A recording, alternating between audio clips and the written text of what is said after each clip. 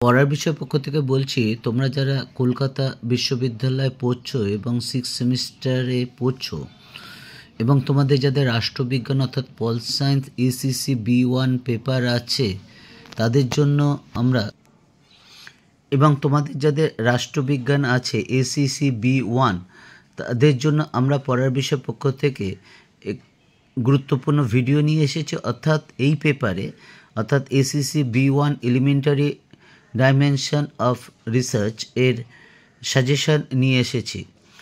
তা এই প্রশ্নগুলো তোমরা যদি পড়ো বা এখন থেকে রেডি করো তাহলে কিন্তু তোমরা পরীক্ষায় কিন্তু অবশ্যই ভালো রেজাল্ট করবে।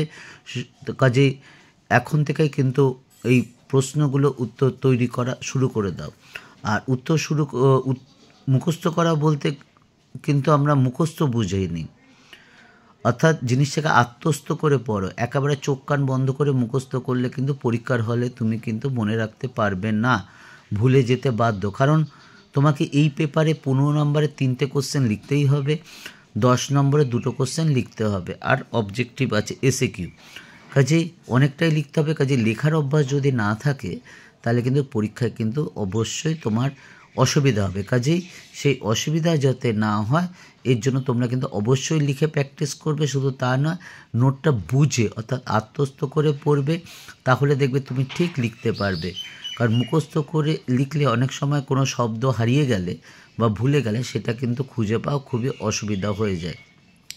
তা যাই হোক, আমরা কলকাতা বিশ্ববিদ্যালয়ের 6th সেমিস্টার পল সায়েন্সে ACC B1 এর যে এলিমেন্টারি ডাইমেনশন অফ রিসার্চ পেপারটা আছে 6th সেমিস্টারে, তার সাজেশন শুরু করার আগে আমরা একবার মার্কস ডিভিশনটা দেখে নিই।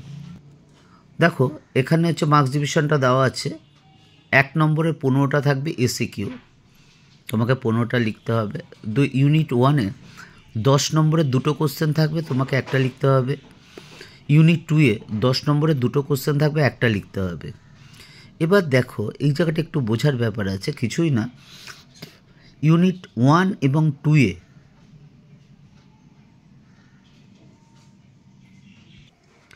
ইউনিট 1 এবং ইউনিট 2-এ 15 নম্বরে 3টে করে কোশ্চেন থাকবে। অর্থাৎ ইউনিট 1-এ 15 নম্বরে 3টে কোশ্চেন থাকবে, ইউনিট 2-এ 15 নম্বরে 3টে কোশ্চেন থাকবে। লিখতে হবে কি, ইউনিট 1 থেকে 15 নম্বরের অবশ্যই একটা লিখতে হবে, ইউনিট 2 থেকে 15 নম্বরের অবশ্যই একটা লিখতে হবে। আর বাকি যে একটা রইল, কারণ 15 নম্বরে 3টে লিখতে হবে, বাকি একটা তুমি 1 বা ইউনিট 2 যেটা খুশির থেকে লিখতে পারো, অর্থাৎ 45 নম্বর। টোটাল 80 নম্বরের পরীক্ষা। অর্থাৎ আরেকবার বলে দিই ছোটো করে, ইউনিট 1 15 নম্বরে 3টে কোশ্চেন লিখতে হবে, ইউনিট 1 থেকে একটা লিখতেই হবে, ইউনিট 2 থেকে একটা লিখতেই হবে, 2টো হলো। বাকি যে প্রশ্নগুলো রইল তার মধ্য থেকে, অর্থাৎ ইউনিট 1 বা ইউনিট 2 থেকে যা বাকি রইল তার মধ্য থেকে যে কোনো একটা তোমাকে কিন্তু লিখতে হবে। আশা করি বুঝতে পেরেছো। না বুঝতে পারলে ডিসক্রিপশন বক্সে বলো, আমরা আরেকবার বলে দেবো। তা চলো এবার আমরা সাজেশনটা শুরু করি। দেখো, 10 নম্বরের প্রথমে আমরা ইউনিট 2 দিচ্ছি। 10 নম্বরের কোশ্চেন দেখো, পরিমাণগত গবেষণার তথ্য বা উপাত্ত সংগ্রহে বিভিন্ন উৎসগুলি আলোচনা করো। দেখো, 2টো যেগুলো স্টার দেওয়া আছে ওগুলো অবশ্যই আগে ভালো করে পড়বে, তারপর একটা স্টার, তারপর যেগুলো স্টার নেই। পরের প্রশ্ন, উপাত্ত বিশ্লেষণে রাশিবিজ্ঞানগত বিভিন্ন পদ্ধতি উল্লেখ করো। 3, সামাজিক গবেষণায় ব্যবহৃত পরিমাণের বিভিন্ন প্রকারের মানদণ্ডগুলি আলোচনা করো। 4 নম্বর, সংখ্যাতাত্ত্বিক উপাত্ত সংগ্রহের পদ্ধতি আলোচনা করো। 5 নম্বর, সার্ভে রিসার্চের নমুনার গুরুত্ব লেখো। এবার দেখো, ইউনিট 2-এর 15 নম্বরের প্রশ্ন 500টি শব্দের মধ্যে লিখতে হবে, আর 10 নম্বরগুলো 100টি শব্দের মধ্যে। কাজে খুব একটা বড় হবার কথা না, বা হবেও না। প্রথম প্রশ্ন দেখো, নমুনার সংজ্ঞা দাও, এর বিভিন্ন রূপগুলি আলোচনা করো। এই নমুনার সংজ্ঞা দাও, এতে 5 থাকবে, এবং এর বিভিন্ন রূপগুলি আলোচনা করো, 10 থাকবে। নেক্সট, উপাত্ত বিশ্লেষণে হিস্টোগ্রাম পদ্ধতি আলোচনা করো। নেক্সট, উপাত্ত বিশ্লেষণে বিভিন্ন প্রকারে চিত্রলেখর উপস্থাপনা উদাহরণসহ আলোচনা করো। 4 নম্বর, সম্ভাবনামূলক নমুনা বিন্যাসের প্রধান ধরনগুলি উপযুক্ত উদাহরণসহ আলোচনা করো। 5 নম্বর, পরিমাণগত গবেষণার উপাত্ত সংগ্রহের বিভিন্ন পদ্ধতিগুলি বিশ্লেষণ করো। এবার আমরা ইউনিট 1 দিচ্ছি। 10 নম্বরের দেখে নাও, 100টি শব্দে লিখতে হবে। প্রথম প্রশ্ন হচ্ছে প্রকল্পের সংজ্ঞা ও গবেষণার প্রকল্পের প্রয়োজনীয়তা লেখো। 2 নম্বর গবেষণার বিভিন্ন প্রকার ভ্রান্তির উপর টিকা লেখো। 3 গবেষণায় অনুমানের গুরুত্ব। 4 গবেষণাপত্র রচনার ধাপগুলি লেখো। 5 চলকের বিভিন্ন প্রকার কি উদাহরণ দাও। 6 একটি গবেষণার প্রতিবেদনের মূল উপাদানগুলি আলোচনা করো। আমরা পড়ার বিষয়ের পক্ষ থেকে এই তোমাদের হিস্ট্রি, পল সায়েন্স, ফিলোসফি বা এডুকেশন এর সম্পূর্ণ সাজেশন দিয়ে থাকি এবং আমরা যে সাজেশনগুলো দিই তার কিন্তু নোটও দিয়ে দেওয়ার চেষ্টা করি কেন বললাম, কারণ অনেক সময় কোনো সাবজেক্টের একটা দুটো দেওয়া সম্ভব হয় না, দিতে পারার সময়ের অভাবে। কাজেই যদি মনে হয়, এবং নোটটা দিয়ে দিই মানে কি রিডিং পড়ে দিই না, নোটটা কিন্তু বুঝিয়ে দিই, যেমন ক্লাস লেকচার হয় সেরকম কিন্তু বুঝিয়ে দেওয়া হয়। কাজেই এবং আরেকটা কথা, আমার পড়ার বিষয় চ্যানেলটি আমার একক নয়, আমি ছাড়া আরও 14 জন আছে। আমার ব্যক্তিগত 23-24 বছর শিক্ষকতার অভিজ্ঞতা এবং প্রত্যেকেরই বিভিন্ন স্কুল কলেজের সাথে যুক্ত।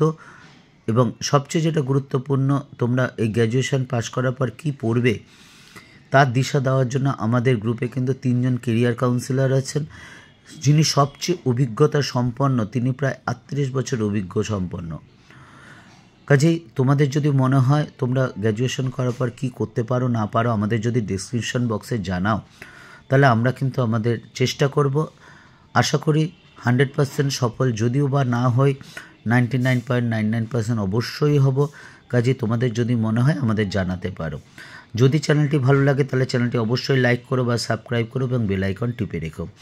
এবার ইউনিট 1-এর যে 15 নম্বরের কোশ্চেনগুলো আছে সেগুলো আমরা দেখে নিই।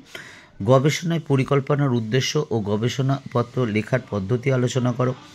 2 চল কাকে বলে, উপযুক্ত উদাহরণ দিয়ে নির্ভরশীল স্বতন্ত্র চলের বর্ণনা দাও।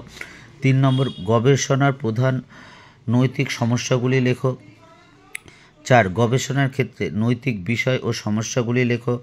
5 নম্বর গবেষণা ধারণার গুরুত্ব ও স্পষ্টতা সম্পর্কে লেখো। এবং লাস্ট প্রশ্ন, গবেষণা প্রকল্পের গুরুত্ব কী, উদাহরণসহ বিভিন্ন ধরনের প্রকল্প বর্ণনা করো।